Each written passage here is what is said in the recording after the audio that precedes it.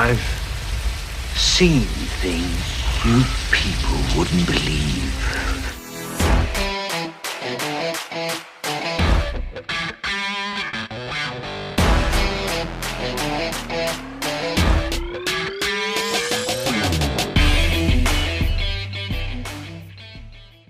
All right. Welcome back, everyone, to episode 90 of the Best Thing We've Seen podcast. My name is Flo. And I'm Gabe. How are you? There's the energy. There's the fake energy. Well, we love to partly fake, you know? I just psych myself up so much in my head that it becomes real. Yeah? Does that work for you? Not even a little, but I try my best. Great. How you doing? Same as usual. A bit of stress, you know. Got a new lockdown coming, which I was in a way Phase 4. Phase 4 when the new Avengers. Yeah. Stay inside. I couldn't wait for the release of the next one. But you know, I was kind of looking forward to the next one. I was like, you know, a bit of me time, a bit of, you know, having an excuse not to go out. What might be nice. I've been a little stressed. Though somebody asked me, you know, you seem so busy, you know, because every time we do this, I start the podcast by saying that I'm stressed and tired. Just to be clear, I'm not doing that much. I just have a very low stress level threshold. So don't worry about me. But, you know, now that it's here, I didn't need it. Sure. But it feels like, I told you this in private as well, but feels like you haven't been going out anyway for the last like half a year. I know it's the dog and everything. Life gets in the way, I'm sure. But it feels like I don't know. I'm not looking forward to this. I mean, it's necessary. So yeah. Well, I just had a test, an exam at university. Yeah, how did that go? Surprisingly well. Was that in person? Surprisingly well. It was in person. Yeah, right. It was like the day the lockdown was announced. Yeah. I had a test. Was it a written exam or an oral exam? Written. Okay. Written, so it was quite a full lecture hall, but, you know, with the precautions, you know, keeping your distance, etc., whatever. But, you know, it went well. But, you know, I got some stuff to study in the coming weeks as well, of course, and, you know, to keep up with stuff. But I felt like, you know, now I have a bit more time. And technically I would have gotten some vacation from work anyway in December, but you know that just, you know, kind of took care of itself now. But it doesn't really help me since I can't do much. You know, I was kind of looking forward to seeing more people now. Didn't you just say you were looking forward to some me time? Sorry. I was looking forward to some me time, but also, you know, just, you know, I always romanticize, I think, the first lockdown, which sounds terrible, I know. But, you know, I got to keep my job and I just sat at home for the first month. Did pretty much nothing except play Nintendo Switch, which I bought like 3 days before the lockdown started. Best buy I ever made. It was the best thing you saw that week? That month, I suppose. Yeah, you know, just playing Zelda all the time. I had a hell of a time. But, you know, although I do like some me time, you know, a beer or whatever would have been nice. But sure. Whatever. Yeah. You know, let's see how long this one is going to last. Yeah, sure. Yeah, I don't believe it for a second that it's going to be 4 weeks, but we'll see. We'll see. Yeah, but we'll be here to entertain you all the way through it, through lockdown number. It is 4, right? Because I thought it was number 3 because the third one was so long. Oh, sorry, the second one was so long, but apparently it's the 4th one. So I mean, what a time to watch movies, right? What else to do? Yeah, I mean, it's sad though because the cinemas are closed. I mean, so many good things were supposed to come out now. I'm hoping to get to see Spider-Man. I'm hoping the cinemas are going to be open in December. That comes out around Christmas, right? Yeah, I think it's the week before. Yeah, it could very well be that they, you know, push the lockdown, you know, just for Christmas. Extended. I mean, right. So we might get to see it either late December or even January. Who knows? Yeah. Or maybe we'll just watch it on Disney Plus. How depressing would that be? It would be. Yeah. But it's also like, because I went to the Sneak this week for the first time in a while, and I didn't know that was going to be my last cinematic experience for a while again. Because I still, and I think you didn't manage to either watch Titan yet. No. which was the only other film in cinemas right now that I wanted to see. Same, yeah. But now my last film was somewhat of a mediocre one, but we'll get to that. And I'd say let's dive right into this, right? Because episode 90, which is... Yes. It could be a special episode, but it isn't, just from its number. You know, it sounds quite... Because it's an even number? Bombastic. Well, 90. No, it's not like 82 or whatever. It's 90. I recently, became aware once again that we're doing this for nearly 2 fucking years. For me, it's still, feels like under a year. But no, it's been a long fucking time. It just feels so natural now. I mean, sure. I mean, you wouldn't guess from my tone of voice and my professionalism, but... Well, it feels like the first time we recorded, or like within the first month, because it was a lockdown there as well. So, sure, things don't really change. So it all just seems like a long week maybe. I don't know. But still, even though I didn't get to see Titan, I got a lot of things to discuss, to talk about this week. We got some big releases coming up. We have some smaller ones. I even have some things that I don't even think I'm going to mention this week because, we have other things to discuss. But how many things do you have this week? 2, and one is a bit of a, well, not stretch, but yeah. You only have 2 things, and one is, what do you mean by stretch? In terms of it's not good, or it's not really like a pick?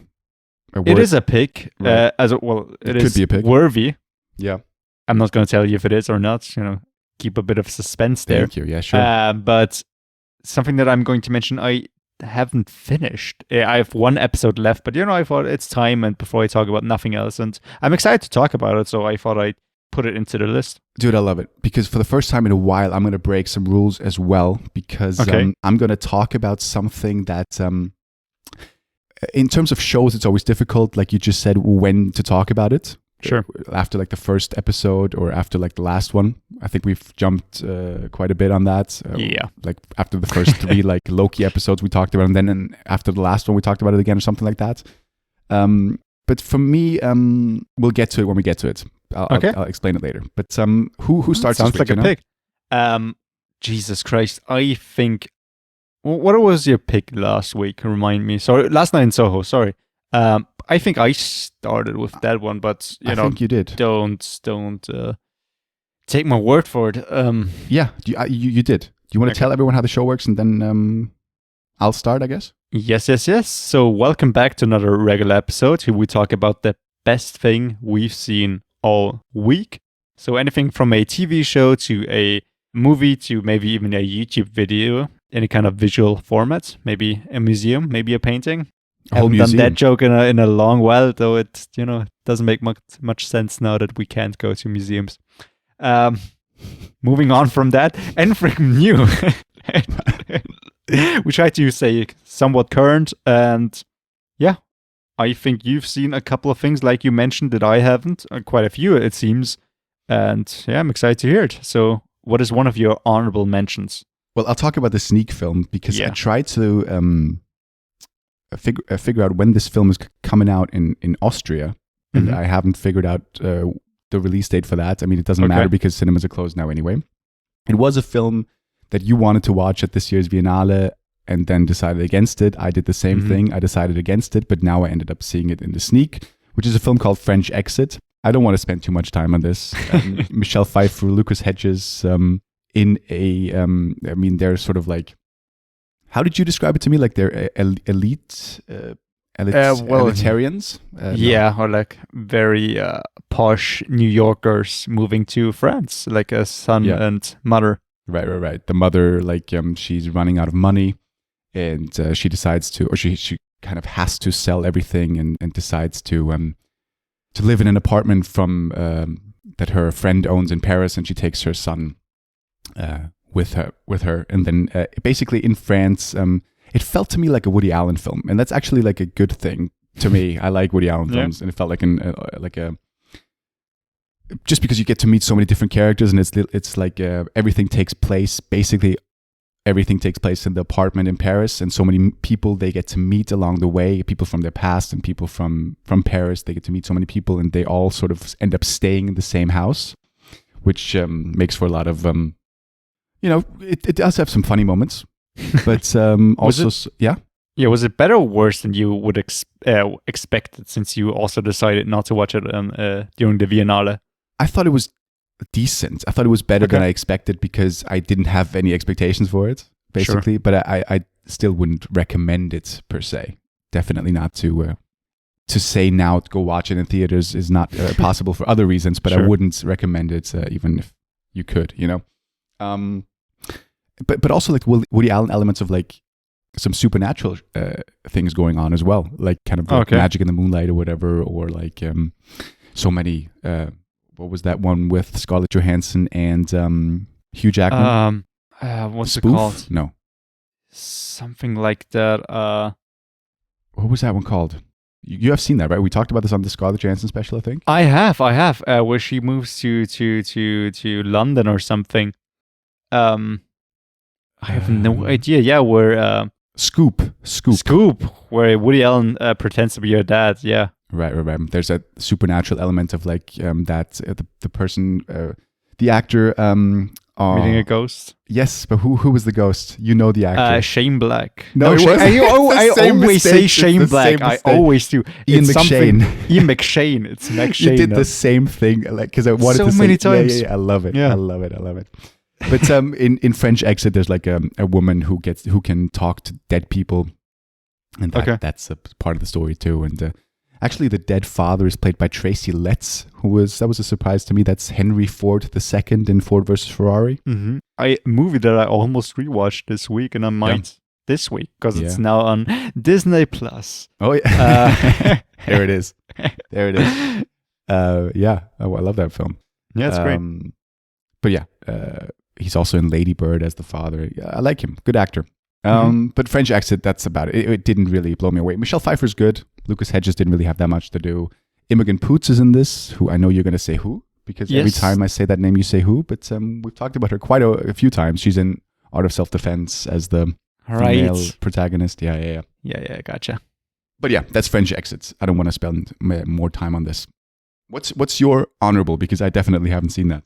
Oh, no, or maybe I have because it's the one that we talked about.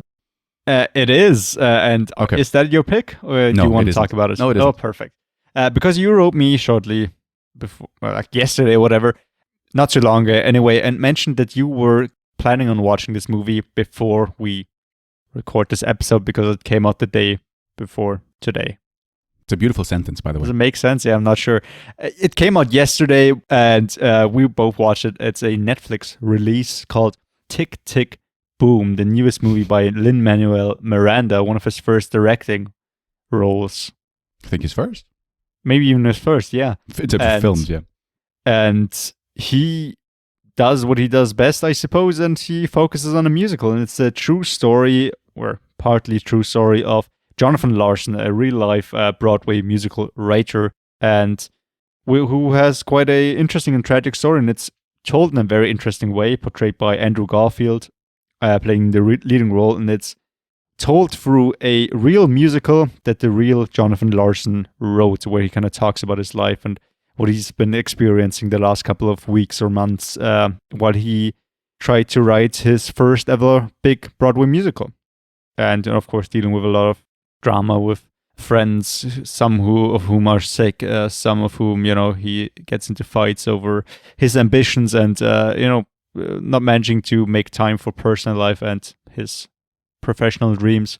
And yeah, it's a musical and it's okay. I mean, it's got rave reviews, this film. And, does it? Yeah. I mean, the ratings that I saw shortly before I watched it were quite good. Yeah. It felt quite similar to In the Heights.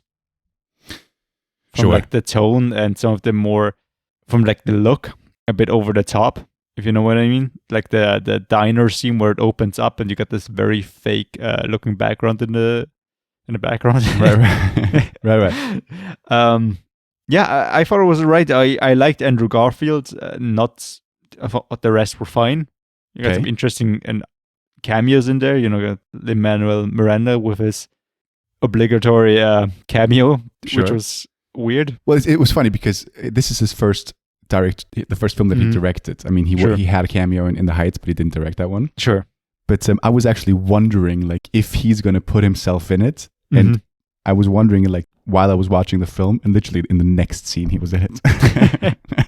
I mean, in that, what was it later? You also got a lot of other big Hamilton actors in there. You got Philip Basu and Renee Ellis Goldsberry. At least those are the two that are recognized. Yeah. Also in there. Same. I don't know if there are any other cameos that I might not have. I saw the Hamilton cast, and maybe there's some other cameos that I'm just not familiar with the actors. You know, could be that he had some other friends along from Broadway in there. You know, sure. But like I say, I mean, I thought the concept was interesting and how the story was told. I just like the tone didn't quite hit me as well. I thought, like I said, it's okay, but I don't like it when movies do that. You know, when he and his friends are together in the diner and they all talk and everybody laughs and it's so quaint and it just doesn't seem real. It seems so very Hollywood and just, oh, that's my dream, as it like gives this fake laugh and everybody's so, I don't know, fake. Well, it's a musical, right? I mean, I know that sure. It kind of happens in most musicals, though, right? That sort of like dreamy reality. I suppose. But yeah, I don't know. Yeah, maybe it just wasn't for me because also the songs, they're real songs written actually by Jonathan Larson, apparently. Yeah. Or at least some of them. Yeah.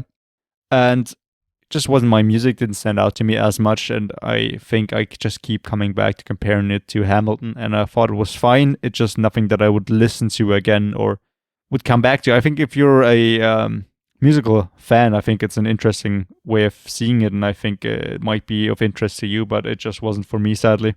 Yeah.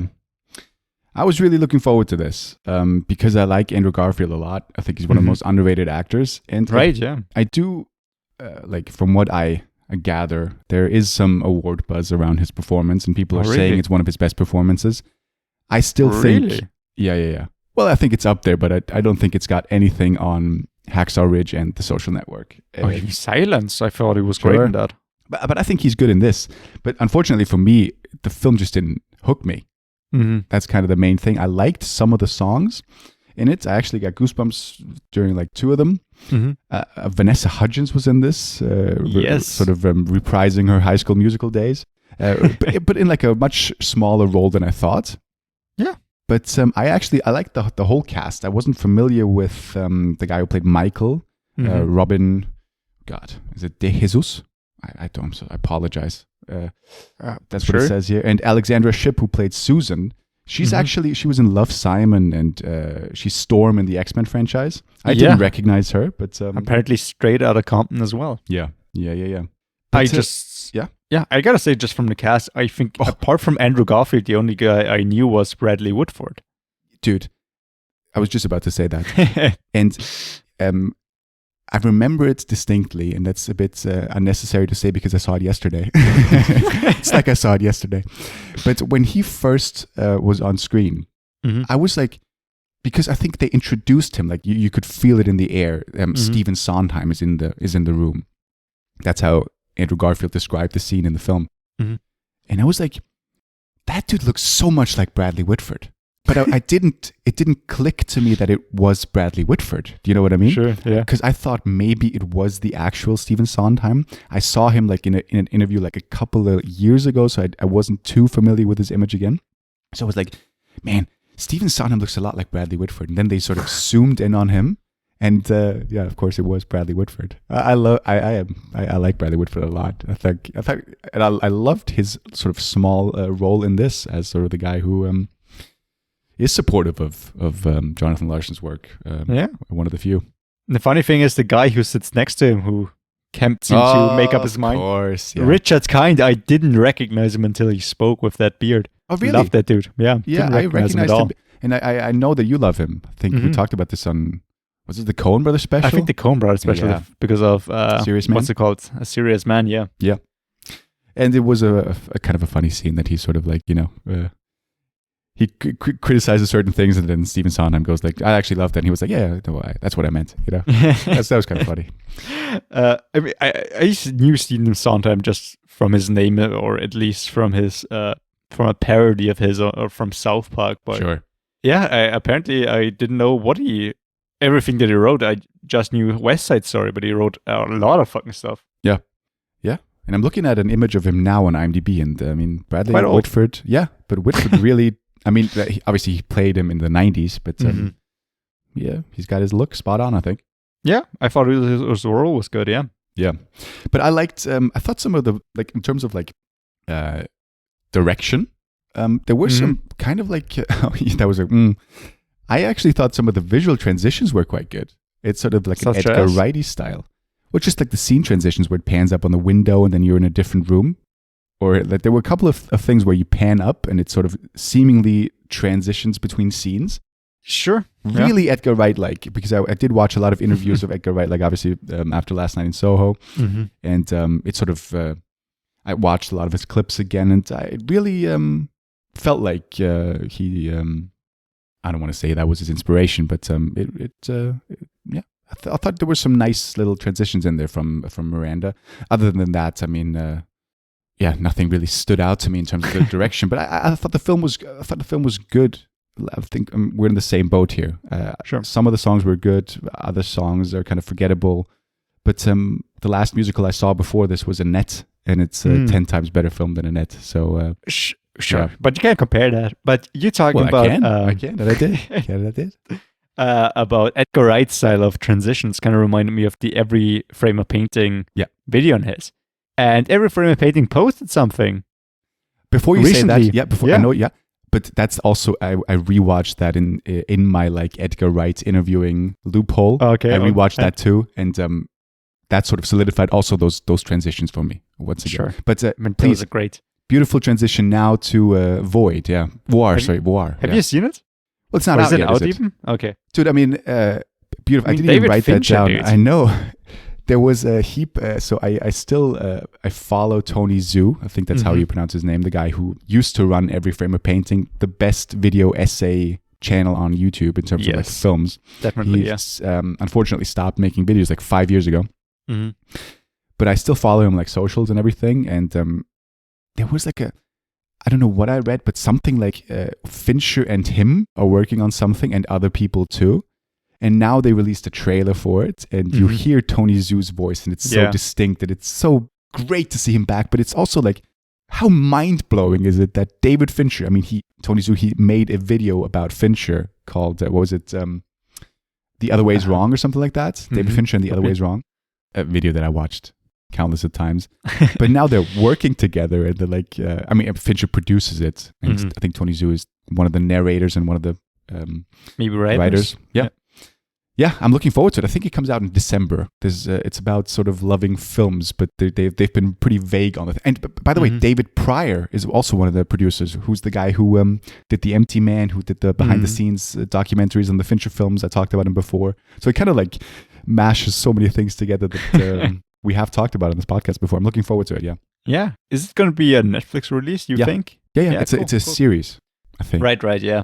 I think it's on Netflix, yeah. It's called Voir. Nice. VOIR, yeah. I'm looking forward to that. I mean, yeah, like you said, those were some of the best video essays on movies out there. And, sure. You know, the Kurosawa episode was one of my favorites. So many great ones, man. Edgar Wright, Jackie Chan. Or Nicholas Winding Refn and Drive and, you know, Quarters. Yeah, the Golden... those are pretty good. Yeah, what was that called? Golden Circle, Golden Square, Golden Squares. Something like that, yeah. Golden Rectangle, I have no idea. But yeah, so many great ones. Yeah. But apart from that, before we get into it too much, you have a couple of other things, right? Yeah. Well, let's move on. Let's move on. Yeah. So let's just do one more honorable, and let's get into our picks. Sure. I did watch Red Notice. Mm-hmm. Is that on your radar? Not really, no. But you know of it. Yes. Gal Gadot, Dwayne, and what's his name? Ryan Reynolds. Yeah. Yes. I mean, a film now out on Netflix, which is one of them, I think, right now, the most watched Netflix film in a short amount of time ever. Yeah, well, that record's going to be broken every couple of months, right? But it's still impressive.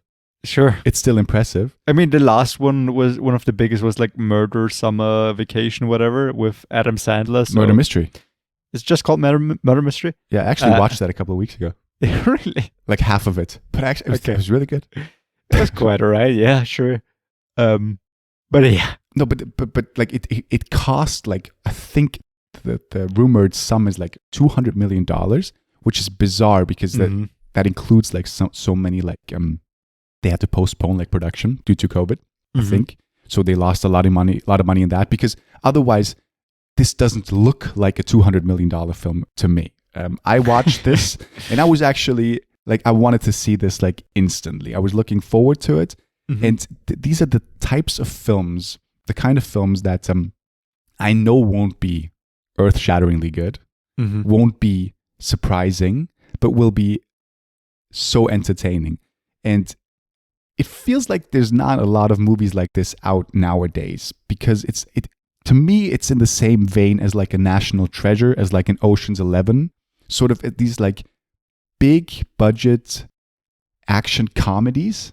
Yeah. Sort of like that, where you got like a mystery adventure films. Maybe that describes it as well, even though Ocean's, but sort of in the same vein. Yeah, sure. Light entertainment. I mean, Red Notice, really quickly, you said it, Dwayne "The Rock" Johnson, he plays an FBI guy, FBI agent tracking down like the biggest art thieves, one played by Ryan Reynolds and the other one played by Gal Gadot. And I mean, they're all like sort of, the art thieves are trying to steal Cleopatra's eggs. They're all like worth like millions and millions and millions of dollars. And Dwayne "The Rock" Johnson is... Cleopatra's eggs? Yeah, there's three of them. Was she a lizard? No. No, they like, Lizard people confirmed. Yeah, it's like Khaleesi when I think about it, right?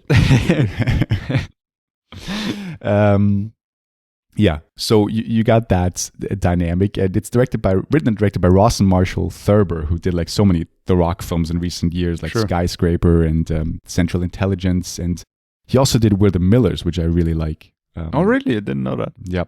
So, fun director. I like his work, and I gotta say, with Red Notice, I enjoyed it, and I actually thoroughly enjoyed it. But I did, but it is like, it's light entertainment, and it won't surprise you, but it will entertain you, right? There's like, going into the film, you always have like your own theories as to what's going to happen. And I had one. I had one going in, and I was like, please don't let it be that, right? And I watched the film, and I didn't like what I thought turned out to be right, but it wasn't like the whole thing. There were some other things to it as well that I didn't see coming, but still the main thing I predicted was right, which is a shame, because it was kind of obvious, and if I didn't see that coming, if I hadn't seen it coming, it would have been even more enjoyable. But I like it. I like The Rock. I think he's one of the most charismatic actors working today. I think he looks... You don't like him? I think he's fine, and he seems like a fine guy, but I just don't enjoy his kinds of movies, because I think he's an okay actor, but not somebody that I'm gonna seek out. Just like, I don't know, there are actors that I just speak to me more, I guess, where I know they're not the greatest, but they still make fun movies, and I think Dwayne "The Rock" Johnson movies are just okay, like Jumanji, but I never like remember them for more than a week. Do you have an example for someone who you like, where you just said like that's not like great, but you enjoy more? Because I feel like Keanu Reeves, maybe. I mean, he's not the greatest actor. Sure. John Wick isn't, like a fucking masterpiece of acting or whatever, but he's a likable guy, and even in movies that are not great, like, I don't know, Bill and Ted's Excellent Adventure, it's still just so fun to watch him. Yeah, I mean, sure. I think he's, in all the interviews I watch, I think he seems like I don't think he's putting up a facade. I think he genuinely is this kind of nice and charismatic guy. And I like him as a person. It sounds wrong because I don't know him, but I also enjoy his films. I agree he's not one of the best actors ever, but for what he's going for, it works for me. Ryan Reynolds, to me, I gotta say, is so hit and miss. It seems like ever since he's done Deadpool, he does the same shit in every film. In terms of like humor, that is his humor, and some of the stuff he throws out is genuinely funny. I genuinely had to laugh, but other times it's like, I've seen that before, and we've been here before. Ryan, do something else, right? That's kind of like a bit of a mixture there, but for me, I mean, it's like the thing that he does best, because even the things that he did before that weren't great, like The Proposal or whatever, he's an okay actor, I suppose. But, that suits him. And I mean, that's kind of also what he does a lot with his YouTube channel now. Sure. But I get it. It's been a long time since anything new came from him. And yeah. Oh, he's a marketing genius, that guy, in terms of like YouTube channels and shit. Yeah, with like the thing about, I don't know, that phone provider. Yeah. To get it to Canada or whatever. Yeah. Just so many great things. It's quite good, yeah. And I actually, I want to try Aviation Gin. It's working for me. All of the ads, it's working. I want to try it. Sure, if I could get it somewhere for under I don't know, $50. Yeah, I don't know if it's available here, is it? I don't know. Probably I don't not. even think so. You could probably gotta import it from like the US. Yeah. Or the Canada. He's from Canada, isn't he? Good old Sure. Ryan. Yeah. And Gal Gadot, to me also, it seems like she's now in this sort of ever since Wonder Woman, she's always playing that sort of elegant goddess. And I would also, yeah, sure. But I would also like to see her do something else. She was fine in the film. She was fine in Red Notice. She was good, She for what she needed to do and what she did, it was fine. But that's sort of where I stand on Red Notice. It's one of the more enjoyable films, and sort of shut your brain off and watch it. And when I watch Tick Tick Boom, it took me multiple viewings. I didn't sit through it. Yeah, that rarely happens for me, where actually I watch a whole film. And when I think back, I did pause Red Notice. But this is a film that I could easily, for other reasons, this is a film that I could easily watch all the way through and enjoy. And man, if you told me I'd have to watch Red Notice again, I would do that without any problems, Oh, really? It's enjoyable, yeah. Maybe I got to check it out then. Yeah. It might be nice entertainment, though, I just didn't have time. There was some other movie that I meant to watch besides Tick Tick Boom. Right. Which I'm afraid might be your pick. Might not be. I wouldn't think so, but who knows? Yeah. No, it's not. It's not. Okay, perfect. But what is it? Well, I might watch it for next week, but all I can say is The Harder They Fall. Yes, dude. Perfect. Let's watch it for I'm next week. interested in. Yeah, I didn't get around to that, but it's supposed to be really, really good. Yeah, I went to watch it yesterday together with Tick Tick Boom, but I didn't even manage to finish Tick Tick Boom. I actually finished it this morning. Right. But let's get into... Oh, sorry, it's my pick of the week, right? Shit. It is. Shit. Ooh. Okay. Swear jar. So I teased it before, and I had seen French Exit, Red Notice, and Tick Tick Boom. None of those things really blew me away. Oh, okay. Is this going to be a YouTube video? No, it's a show. But as I said, it's like I'm doing something where I have only seen the first episode. A couple of episodes, there's more episodes already out, especially in the US. Is it what I think it is? I think it might be. But the main reason I wanted to, I saw the first one, and I wanted to have a good pick this week. And this show it has all the potential in the world. So I know what you're talking about. Dopesick. Yeah, I want you to wait until it's finished. Well, that's going to take a while. Probably. How many episodes are there going to be? Because each 8. episode is also like an hour long, isn't it? Yes. And I think in the US, the finale recently dropped. Oh, already? Over here, it comes out because it's Hulu. Mm-hmm. Over here, it's on Disney Plus. And I think they released 3 episodes already. And I'm guessing now it's going to be 1 per week. Yes, I think so. But dude, I mean, there's not much to spoil. I've seen the first episode. Sure. I'll talk about it now, but we can talk about it once we both finished it. Sure, it's just so funny because when we watched last night and so there was a trailer for this, Yes. Streaming on Disney Plus like next week or whatever it said, and you turned to me like, dude, this is gonna be a pick. Yeah, because it looks good. It looked good. Because I said it because I had heard so many great things about it, and I was surprised that it's already going to be out here. Because usually these things, and I've said this so many times on the podcast, when a show comes out in America, especially Hulu things, I think they changed something now that is it now owned by Disney or something like that? Maybe, because we now get a lot of Hulu things on Disney Plus through Stars. Same thing with Solar Opposites and other things that have now come over from Hulu. Yeah, it's great. I was so surprised that this is already out in Europe or in Austria, I should say. And yes, I watched the first episode, and Dopesick, it's basically it's a limited series starring Michael Keaton, Caitlin Dever, from Unbelievable. Yes. I'm hoping I'm pronouncing all those names right, by the way. I Will think so. Poulter from We're the Millers with Ross and Marshall Thurber. From Ross and Marshall Thurber. Will Poulter, actually, by the way, now obviously cast as Adam Warlock in Guardians of the Galaxy 3. Oh, really? Yeah. It's not a spoiler. But do you remember the end of Guardians 2? Yeah, with the golden dude. That's the guy. And he's going to be played by Will Poulter. And then you have Michael Stuhlbarg in this, who I know you like as well. I always hear his name, but I never have a face for it. He is the father of Timothée Chalamet in Call Me By Your Name. He was in Shape of Water. Serious man, yeah. Perfect. Yes, of course. I should have said that. Yeah, we just talked about it. Yeah, he's a serious man. Who else is in this? Because Rosario Dawson, right? Rosario Dawson, right. As an, I think she's a DEA agent, Drug Enforcement Agency, and Peter Sarsgaard and other Jake McDormand, who I really, really like. And by the way, I wrote this down and I got to say it now. Philippa Sue is in this. Oh, let's go. Yeah, I hadn't seen her in anything other than Hamilton, and now in the space of a day, I saw her in 2 different things, in Tick Boom and in Dopesick.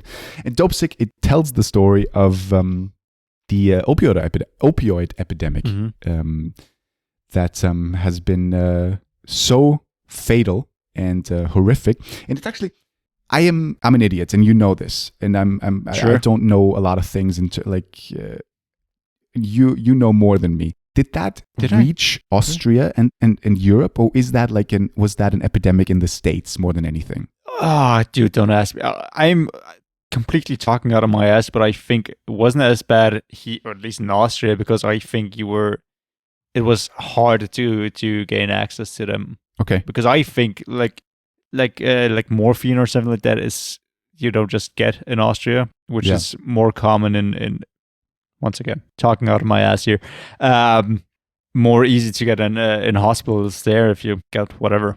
Right. Sure. I mean, to me, I wasn't familiar. I had read about these opioids and the epidemic and everything that happened in like the late 90s to early 2000s. This takes place, and it's, I read about it and I was like, I don't know if my doctor ever prescribed anything like that to me, and I don't think so, So be careful, yeah, for sure, because these opioids, they were sort of like sold as being non-addictive, but turns out that was a lie from Purdue Pharma, the company that made these opioids, and Michael Stuhlbarg plays sort of the inventor of that drug. Michael Keaton plays a doctor who prescribed this drug to many, many people and ended up regretting that. Will Poulter plays a sales rep who sold this medication to Michael Keaton and other doctors. Caitlin Dever plays someone who gets addicted by the drug. And Peter Sarsgaard and Rosario Dawson are sort of like the police force behind it and the judicial force behind it, and sort of trying to get justice done, basically. And it tells a story of it keeps jumping time. It keeps jumping, right, from 2002 back to the 90s, back to 2005, and it's actually quite refreshing because you see the date, and then it sort of like trickles down to the year that you're going to, which is so much better because you realize where you're at and where you're going to, other than if you just saw the date where you're at. I usually get lost. I hate it as well, especially if it's like only months. I'm like, yes, where are we, dude? Exactly. But let's play a little clip. I hope we have a clip for this. Yes.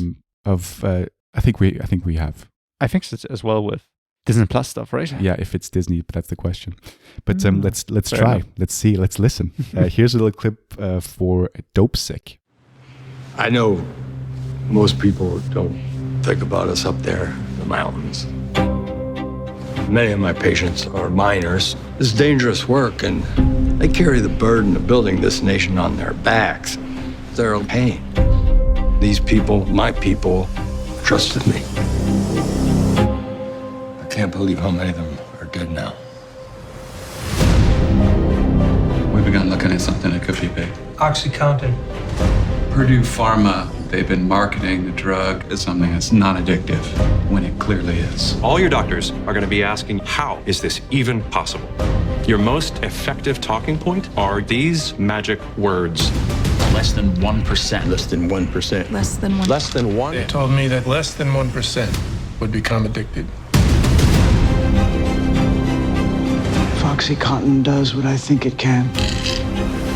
We could soon become Purdue's first billion-dollar drug. Purdue continues to lie about the drug's safety to doctors, to patients, and the FDA.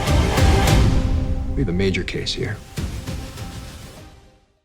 Right. That was either an awkward pause or a great clip.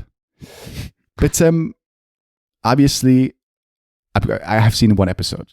Mm-hmm. But to me, and I'm not pulling this out of my ass, when I'm watching something, every once in a while, I put something into my ass. Every once in a while, I know from the get-go that this is going to be great. And as I mentioned in Tick, Tick, Boom, it didn't hook me. This grabbed me from minute 5 or whatever. I was in it. It does, I mean, Dark Waters springs to mind, I would think, right?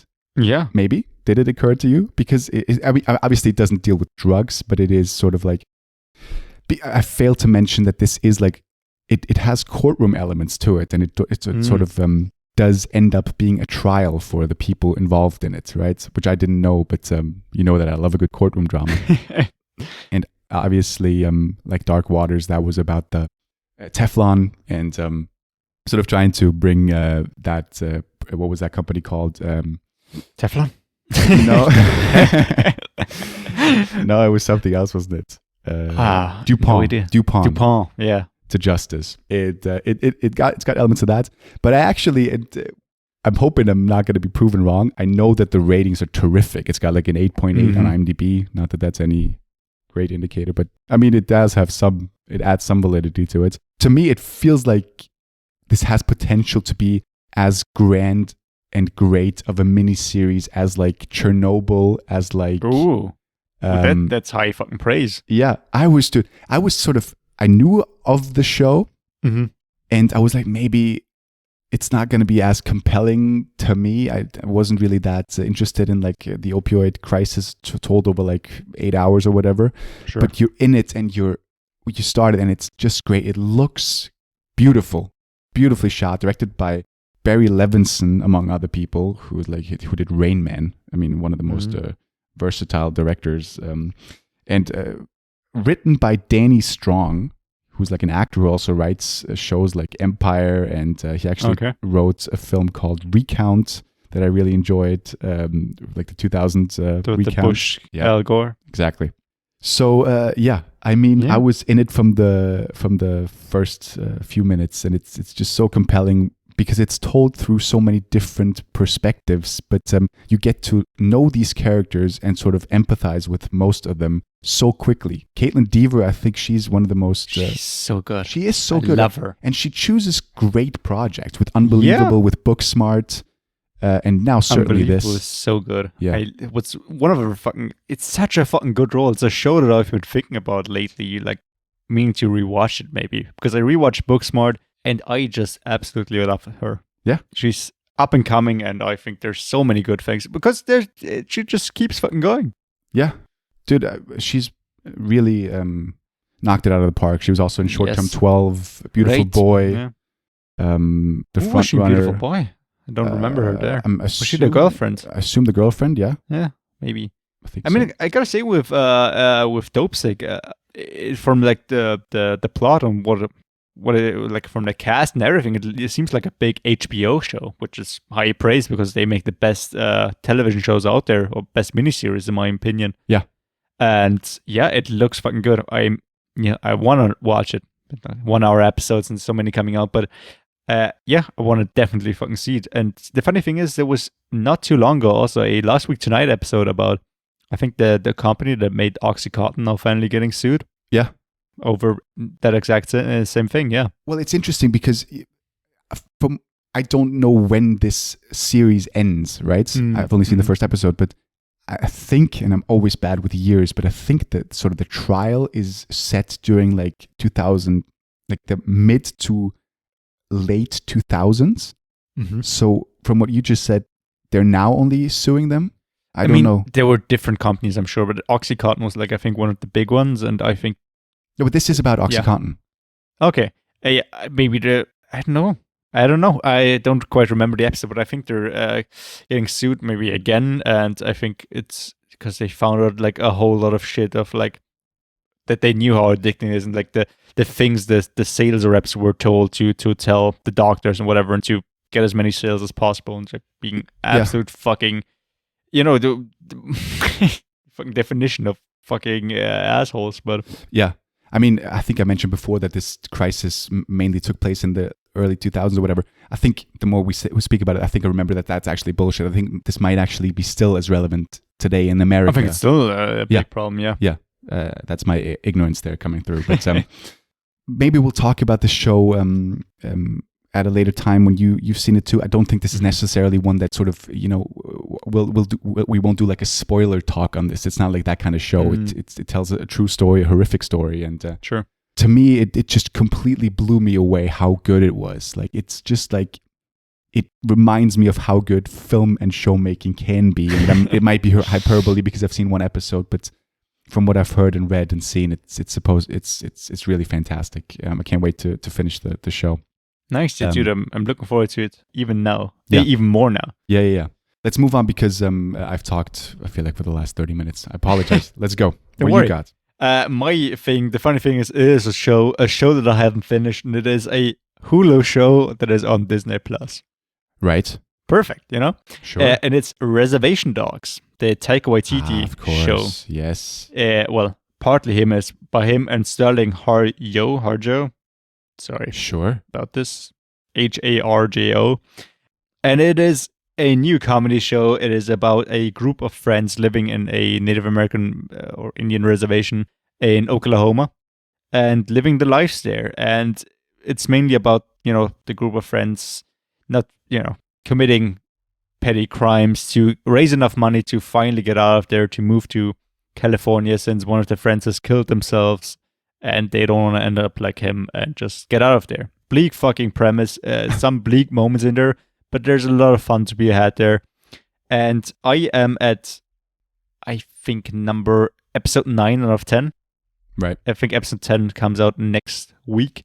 And it starts off with a couple of episodes just about them, as friends doing whatever they do, meeting a lot of characters there.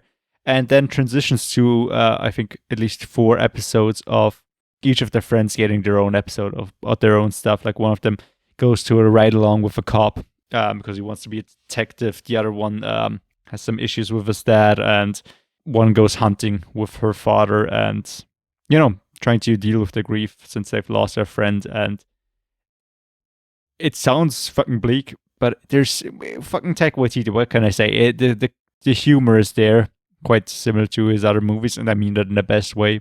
And the chemistry between the actors is great. One of the actresses isn't known for much. Right. At least I don't know from anything. Paulina Alexis. Sure. Whatever. She's apparently in the new Ghostbusters. She is fucking great. Delivery of her lines. And yeah, dude, I love this show. Well, it's great, yeah. You talked about this recently. What was it again? Just maybe... Just mentioning that it's out. I don't know. I forgot the episodes, but you definitely talked about this. Maybe.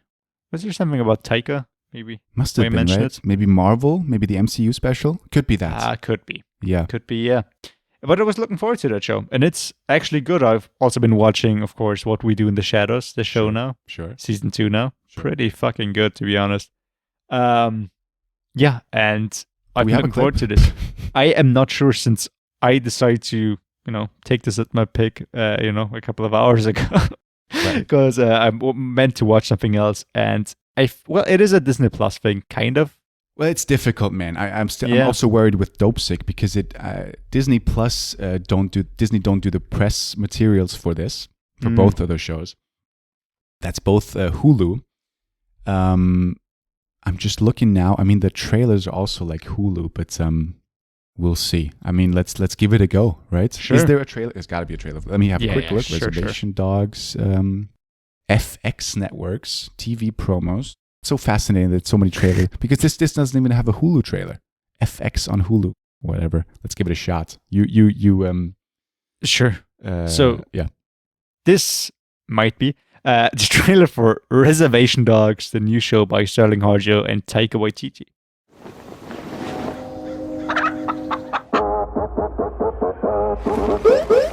Act normal.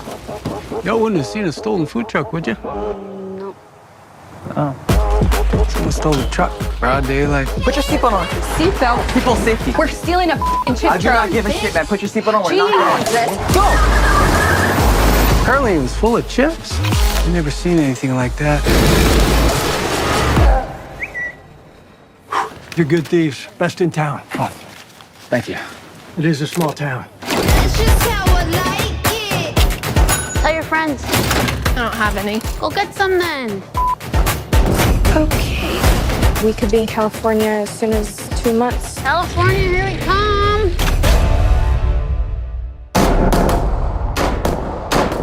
You and your buggy ass friends. What are you gonna fight for? Nah, I just with you. What?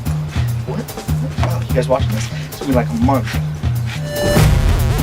What kind of gang was both red and blue? Indian Mafia couldn't make up their minds if they want to be Bloods or Crips more. Maybe they're Blips. Or maybe they're Cruds. Hey. Yeah.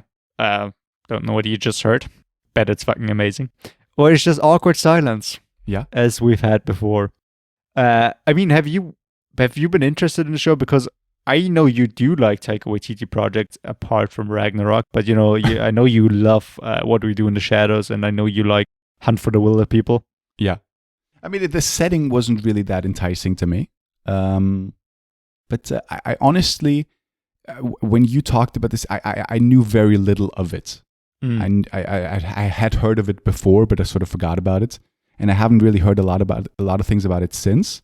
I might need to check it out, but it's not really on my radar. I do like Taika Waititi humor. Is it like similar? You said it is similar, like to What We Do in the Shadows, right? Well, I mean, What We Do in the Shadows is, way more over the top, of course. I would compare it from like the vibe a bit more to Hunt for the Wilder People, as in it's got a tragic story behind it, but a lot of fun moments in there. Right. Some very over the top. And it's even got an episode with Bill fucking Burr in it, which I didn't expect. He's in everything these days, though. He's in everything now, yeah. I mean, good for him, I suppose. Sure.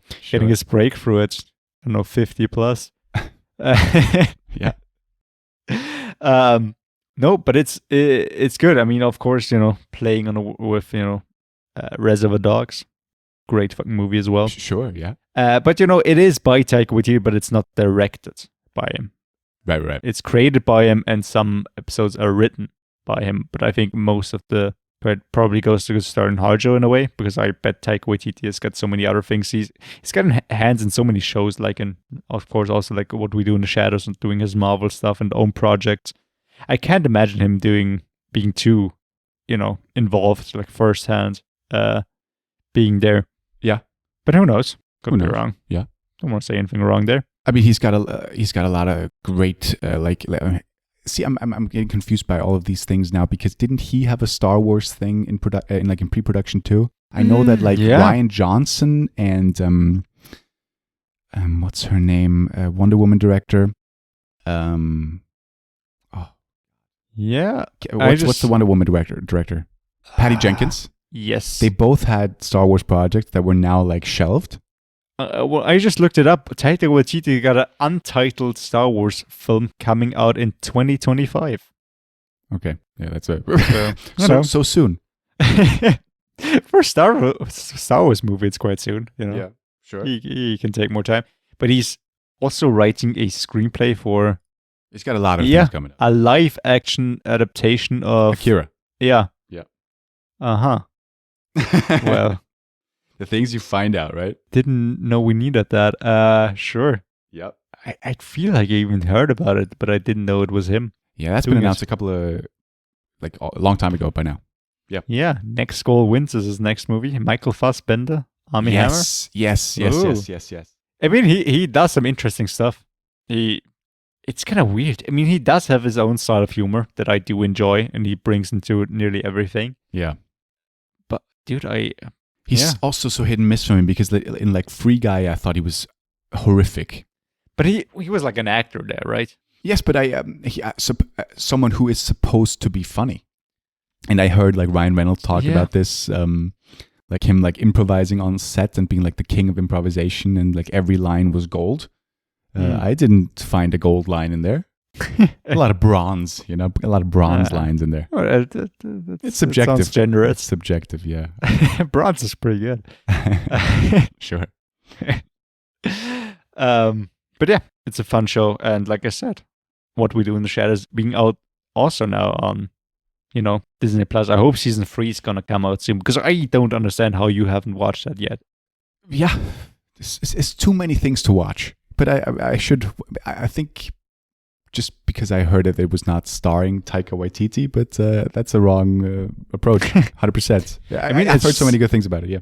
It's still directed by, what's his name? Jermaine Clements. Yeah. So the humor is still the same. Dude, there's just too much to watch. And especially once you're, as you know, I've teased that I've been watching a certain show for a long, long time. Yeah, I'm still trying to finish that one. Then there's other series coming out. Now I want to watch Dopesick. There's like so many things to watch. All these movies that are coming out, It's a struggle. Fair enough. There's so many things that I want to watch as well. The League of Legends series is supposed to be good. Can't imagine it's amazing. Yeah. But I mean, like every review that I read, it's like the animation style is great. And it's surprisingly good. But then again, it's surprisingly good for people who are interested in the game, because I don't give a fuck about it. Well, it's supposed to be really, really good. It's also for people who haven't played it. I'm one of those people who have never played League of Legends. Sure. But it's got like a 9.4 from like 32,000 ratings. So it's got incredible ratings. I mean, it looks really good. It looks beautiful, yeah. I thought you might... I didn't know if you had played the game, but it does star Haley Steinfeld, who we both love. Yes. I mean, I played the game like 10 years ago. Okay. Yeah, I never touched it. So I feel like I wouldn't get most of the references, and I feel like it just maybe not aimed towards me. Supposedly it is. Maybe, yeah. Got a huge fucking fan base. I mean, there's something else that came out that I was... Cowboy Bebop? Yeah, I loved the anime show. I even started watching it again now that it's on Netflix, but I can't imagine the fucking live adaptation to be any good. And the episodes are like an hour long for some reason. Yeah, that one isn't supposed to be good. I couldn't imagine it to be. Yeah. You just shouldn't do live adaptations of animes. It just doesn't fucking mesh. Yeah. It just doesn't mix. Yeah. Yeah. That's the beauty of the format, You can do so many things that you just can't in real life, and it just becomes ridiculous. Sure. I mean, I've never seen the original either. But it's like fucking bounty hunters in space, and it's very Western and noir-ish. Yeah. Looks ridiculous in real life, I'm sure. Yeah. But and also like because I just mentioned Haley Steinfeld. I mean, Hawkeye is coming out in a couple of days. Yes, that at least is a show for Disney Plus, so we don't have to feel guilty for watching it at home. Unlike Spider-Man. Yeah, I'm hoping that's gonna. I have faith to see that in theaters. So many fucking things come out. I have no fucking time, I feel like. But now everything's shutting down. I mean, I don't know how many things are going to be... I mean, it's so... The weird difference from now and all the other lockdowns is that it's now just us. So, like, Marvel things are going to come out, and we're just not going to be able to see it. It's going to be interesting to see what's going to be postponed and sort of the developments all over the world, I haven't even thought about that. Like, if Germany doesn't shut down, you're right. They're going to come out there. Yeah. Weird. And it is sort of like, unfortunately, during a time when most good things are coming out. But, it's the way the cookie crumbles. Yeah, at least we got to see the Biennale, and we got to see Last Night in Soho, like some of the big releases. Yeah. Yeah. For sure. Well, fuck me. Yes. Let's... right. I think that's it. Yeah. Right. I think that's a nice way to wrap it up. I hope so too. Please, I hope you enjoyed this episode. Please check out all these, especially the 2 picks. Really high praise from both of us in terms of our own picks, because we haven't seen the other one. And yeah, stay safe. Wash those hands. Cook something good, and we'll get through this. Sure. We've been here before. Who said we can't do it again? Now. Yeah, sure. Yeah. Yeah, it's gonna be fine. Yeah. Alrighty. Take care. Yeah. Thank you so much for listening. It's been a blast once again to do this again. It's nice to, talk about some great stuff. I hope you find something great as well, probably in streaming platforms, but there's a lot of stuff coming out there as well. Fucking Power of the Dog coming out soon as well, like you mentioned last week. Yeah, and, great one. Yeah, thank you so much for listening. You can check us out anywhere where you get your podcast from. You can check us out at Best Thing Radio on Twitter and Instagram. We can check out the thumbnail that Flo is going to create for us, like he does every week. It's also on a thumbnail, of course, on YouTube. Consider dropping a like, subscribe, leave a review if you want. Tell us what your go-to stay-at-home movie is if you're feeling down, maybe. And yeah, thank you so much. Bye-bye. Bye-bye.